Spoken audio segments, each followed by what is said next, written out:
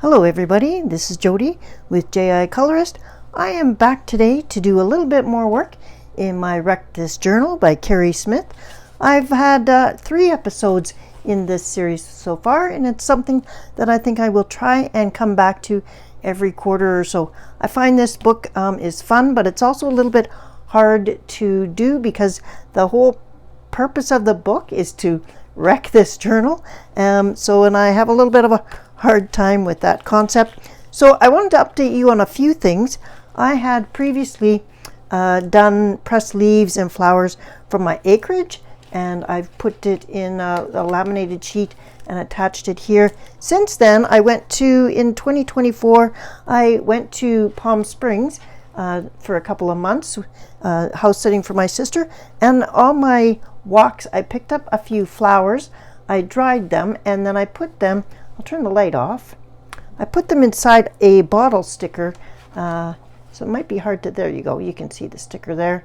I put it inside the bottle sticker, and I thought that looked pretty cool. So these are flowers from Palm Springs from 2024 collected on walks, and these are flowers and leaves collected from my acreage on walks there. So just kind of wanted to bring you up to date on that. I then just completed this week this page here, and this is wrap something with this page. And instead of wrapping, tearing the pages out and wrapping them, I thought I would do a little bit of collage, and I had some scrap wrapping paper, so I trimmed up this little cute igloo and snowman scene here, and then I had some shiny silver wrapping paper that has some snowflakes on it, and then I had a separate wrapping paper that had a snowman on it, and I thought he would kind of look cool if he was cut out and put on a snowy background. So that is what I did for wrapping up this page, and I thought it was fun to do, and yeah, so there's that. And here is my food sticker page. Now, I have been collecting fruit stickers for quite a while, so probably well over a year. So when I first started the journal, I started this page, and I have been adding stickers to it overall. This here is from a seedless watermelon. We've got some bananas, we've got some red grapefruit, a bunch of apples, some papaya from Mexico. What I have found interesting about collecting this is to realize how far our food comes and where all the different places that our food is actually coming from. It's been quite interesting. I do try and buy local, like BC and Alberta and Canada, but a lot of our fruit, meaning papayas, citrus fruits, grapefruits, we don't grow those here in Canada, so those actually come from as far away as South Africa. Some come from Texas, so just a whole variety. Bunch of stuff comes from Mexico, like avocados and stuff like that. So South Africa also does lemons. So it's just been kind of an interesting realization of where our food comes from and how global really we are, even at the local grocery store. So yeah, so I just thought I'd bring you up to date on that. And what I wanted to work with you today, here is also my stamp collection that I've got happening. A lot of these are from Canada, some are from Australia, so some very pretty stamps, and I'm just slowly collecting those. But today I want to do this one here. Now this says, drip something here, ink, pen, tea, close a book to make a print. So what I thought is I would like to actually try some string art. And so that's what I'm going to do. But instead of doing it directly in the book, I am going to do it on a piece of paper and then add that to the book. That's the first time I've done it for this book. I've always done everything right in the book, but for today, I thought I would, since this could be quite messy, I would give it a go and try it out here with you. I've got a bunch of twine, so I thought that would be quite absorbent. So hopefully that works. And so I'll just cut a piece, and then I have 2 things. I've got some waterproof pigment-based drawing ink, and it's purple, so I thought that might be kind of nice. I also have a box of Ecoline watercolor in the glass jars. And so these are refills. And so I've got a bunch of different colors. And I thought it would be kind of cool to do both some watercolors and some of the ink and see if I can do a cool thing. So I've taken some watercolor paper just because I thought it would absorb a little bit better. And yeah, so let's give it a go. And of course we're going to get dirty. So I've got a little mat down on top of my desk. So hopefully we at least save some of my desk. All right, let's get started. Okay, because this ink is waterproof, I'm going to do the ink first because I'll do the ink and let it dry and then use the watercolor afterwards. That's what I'm hoping anyways. It comes with a eyedropper, and what I thought I would do is place my string in a little dish here and then drip the ink in there and try and absorb the ink.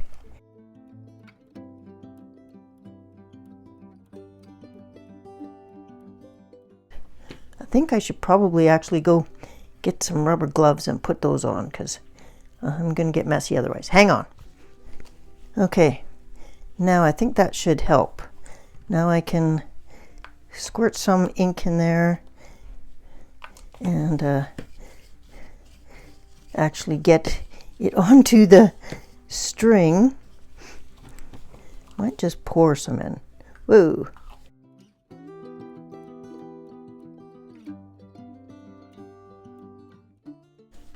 Well, it's definitely absorbing the ink.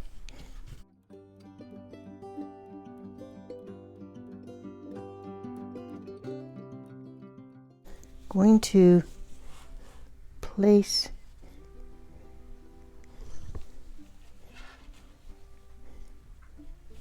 okay, now I'm gonna have to wipe my hands off. Take my glove off. Gonna close up. I've never done this before, so I kind of feel like it should be fairly simple, kindergarten style, but okay. So I'm holding it down and I'm gonna pull it up.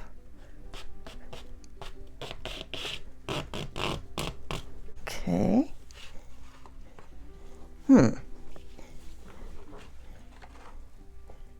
Okay.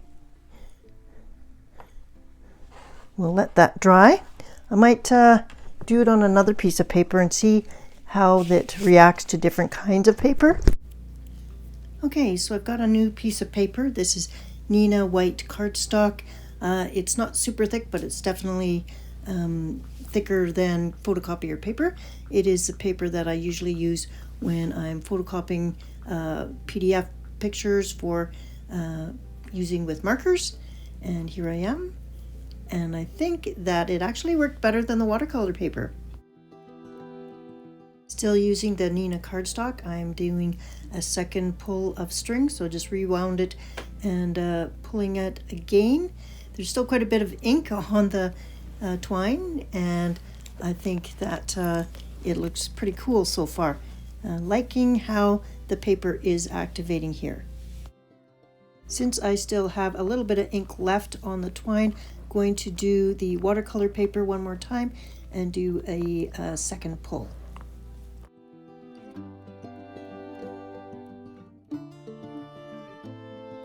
I'll let this dry and I'll be back. All right, here are the two dried ink splotches so far, and this has got the Higgins waterproof purple ink, and so I think I'm ready now to use watercolors. This is the first one. This is the second one. This one is done on watercolor paper, and I did a couple extra pulls of the string before washing my hands, and yeah, I believe it's dry enough. It's a little bit damp, but it is supposed to be waterproof, so let's hope that. but we might start on this page first. I've got the Equaline watercolor in bottles, so I thought I would use that. I have looked at my color wheel, and when I look at the pure color violet, the triad would be green and orange. Complementary color would be yellow. So I'm going to go with yellow, and this is an orange, and I also have a green. So I'm not sure if I like all those colors, but I'm going to start with yellow to start with and then see how this works out before I go too crazy. I've got a bunch of twine, and I'm going to divide it into 3 things, I think. This is twine from a gift wrap at Christmas time, so I'm like, hey, I could use that. Okay. That seems a bit long, so I'm going to bring it down a little bit. I want to be able to curl it around a few times.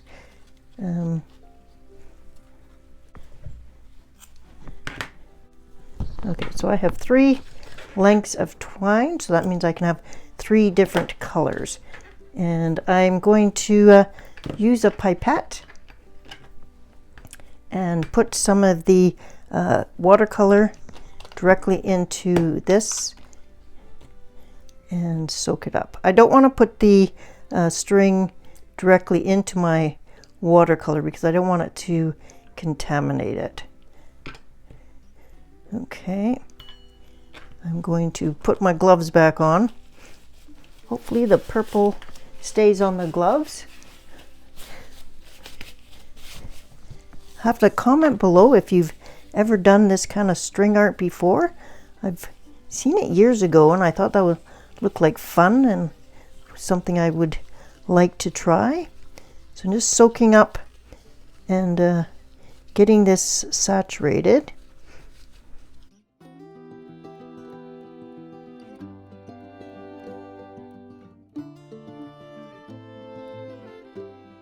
So the Equaline comes, well actually those are refills for the Equaline water-based markers, and but you can also just use it as full strength watercolor.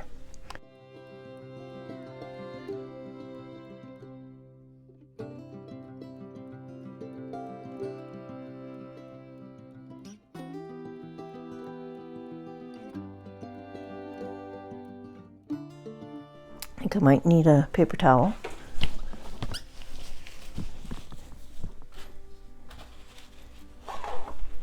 Okay, so that didn't work as well. It seemed to work kind of a little bit better on the second pass, so it might work better after you've removed some of the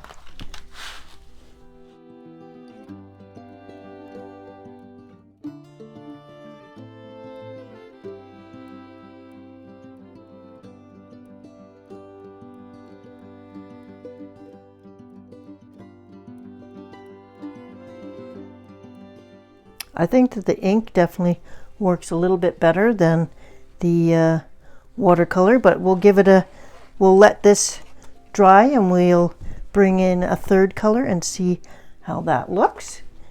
So this might be a disaster, this might be good, so who knows. Let me go clean up and rinse out this cup, and we'll start on another color. All right, the next color I'm going to try is Equaline green, and Equaline is a Royal Talons product, in case I didn't mention that before. Looks like a pretty bright, vibrant green. And again, I'm just gonna soak it, and maybe I'll only put 2 squirts in this time. And then after this is done, I'm also going to bring in my Winsor Newton Gold ink and do some splatters on that, because I think that would look cool as well. Let's get all this watercolor on to my twine. So yeah, if anybody has done this before, and if you've used a different kind of twine or a different technique that worked well for you, let me know. I'm totally interested in trying this again. And of course it's messy, and of course that's part of the draw probably for me. Okay, I'm gonna take my gloves off, and or take one of them off so I can place it.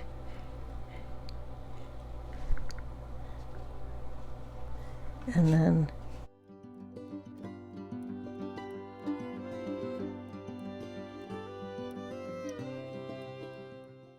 okay. Well, that looks pretty cool. And the thing about this is you could turn it either way. It kind of reminds me of the reverse coloring books. Okay, but I like that. And then I think with gold on top, that would look really pretty. Okay. Now this is the watercolor paper, and this string has been pulled once on the other paper, so this is a second pull.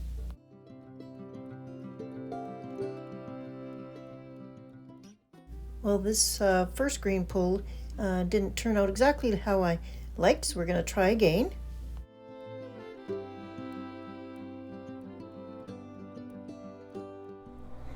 Oh my.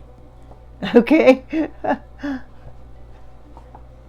All right, let's let these two art pieces dry, and we'll come back. Once they're dry, I will do the ink splatter. I want to wait for this to dry first before splattering the gold ink on top, just so that it doesn't cause these ones to run. And yeah, we'll see how this project turns out. All right, so this is had a chance to do a bit of drawing, and so this is how it started. Actually, this is how it started, and this is the heavier duty copy paper, so a little bit on your way to cardstock, and I think that this one actually turned out better than the watercolor paper. And if you turn the picture this way, do you see what I see? I see a bird, or a hummingbird, with lots of movement in its wings and stuff. And yeah, so I think definitely, so you could put it like this in my book, or I may cut it in half so that I have one bird in my book and I use the other page later on in something else. So yeah, I am quite happy with how this turned out. I think that the ink did better, and I'm not sure if my pulling technique was good or not. Obviously very different, and there's lots of different ways to do things. So, but I am going to apply some gold ink right now. I will do it to the whole page, so I'm not going to cut it in half yet, but so I've stirred up the Winsor Newton gold ink quite a bit. I have a short bristled small stencil brush, and I'm going to dip that right into the ink. I first used a toothpick to stir it up because there's a lot of gold glitter that sinks to the bottom, and it requires constant stirring. So if you do get this, don't be surprised that you have to do that. So I'm just going to dip it in there a little bit and then get some of that off because I don't want it saturated. I'm going to take my thumb, and of course I'm no longer wearing my gloves, so we are going to get messy here, and I'm going to do some spritzing of gold. So this is quite a fine.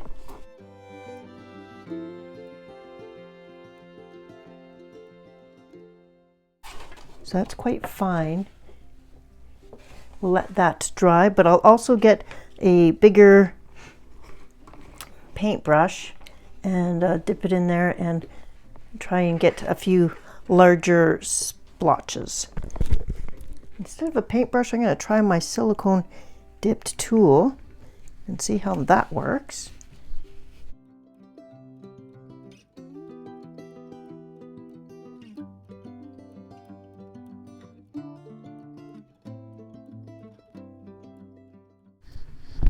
Yes, those are bigger drops.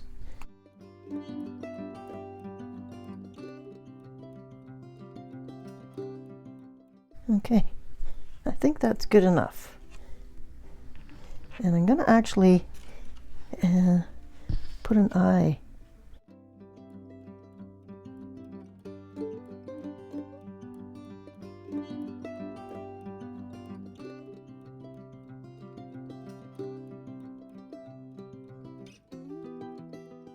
Okay, there we go. I'm going to let this dry and I will cut it in half. We'll be back to place it into our book. All right, here is our hummingbird string art. And there's a little bit of gold shimmer on there. Not sure how much you see it in camera, but then I also did what looks to be an eye there. So I think that that looks good. I'm going to place this into my book now. So we'll open up to the page. Okay, we're going to put it in the book now. And this is our page. I took my strings that were almost totally dry. I stuck them in the book and I folded it and pulled them out just to get a little bit of movement on the page itself. And so now I'm going to place this in. So I'm trying to think of a good way to place it. I wouldn't mind if it was a little tilted. And then I think I might have to cut it in half in order to glue it in. So I'm thinking I may get out my guillotine and cut it in half. Might just put a little pencil mark. 1 second.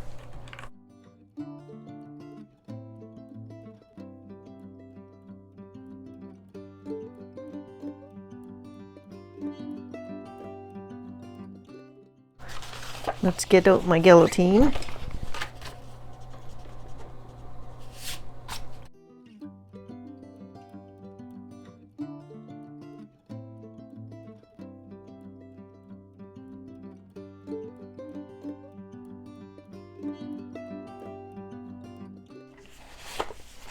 Now let's see if I can place this in the book. So I think that will do. I'll be able to glue it in. And yeah, I think I'm going to use some, I could either use some double-sided adhesive tape or white glue. I might use the adhesive tape and then it won't ripple. I have some of this Scotch permanent double-sided tape, so it's sticky on both sides.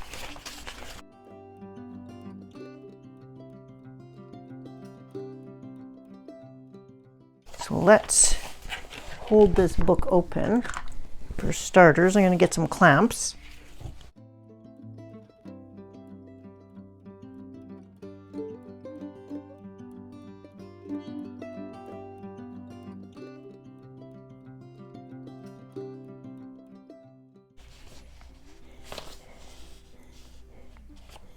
Okay. Okay.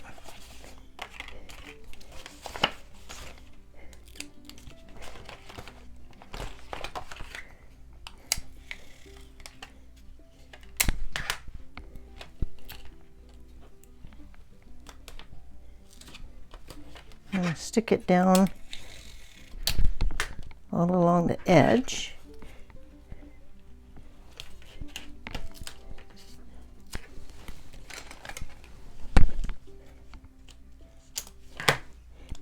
Put a little extra piece in the center.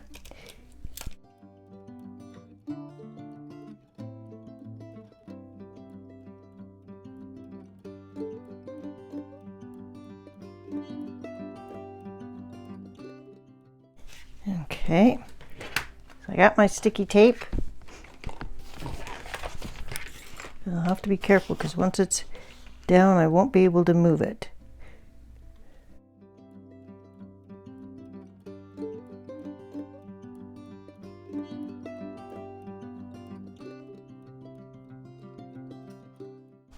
Okay.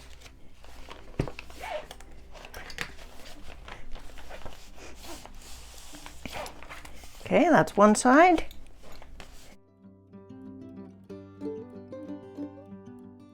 Okay, I'm gonna line this side up a bit. I'm going to place a couple of pencil marks in the corner so I can line it up once I have the tape on. Now I will put the tape on this side. I don't have clear Mod Podge, I just have Mod Podge Extreme Glitter, and I don't think that is something that I would want.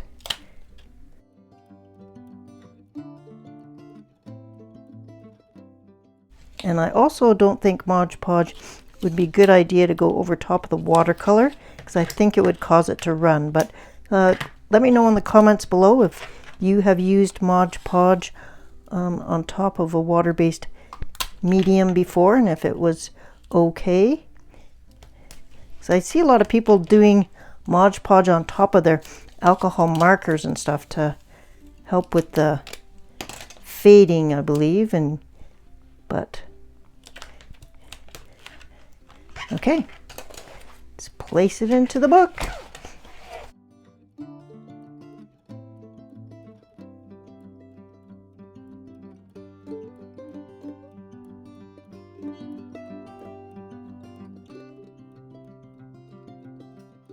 Okay. I think it was a good idea to cut it in half because with the spine, even though it's not right into the spine itself, because the book bows a bit, it actually looks like it's still all in one piece. So I'm happy with that, happy with the double-sided tape. We'll see how long it holds up, but the whole idea is to wreck this journal, so I'm okay with that. I think I'm gonna put the January 2025 on here, and I'm just gonna call it string art.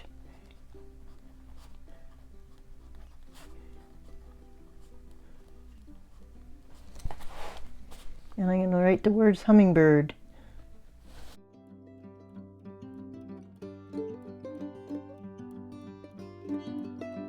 All right. That is another page done in Wreck This Journal. So today I showed you that I completed this page. We completed this page together. Update on this guy. And I showed you how I completed this page. All right. That was it for Wreck This Journal episode number 4.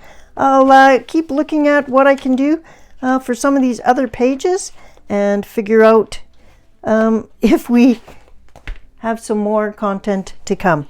All right. Thank you so much for joining me today.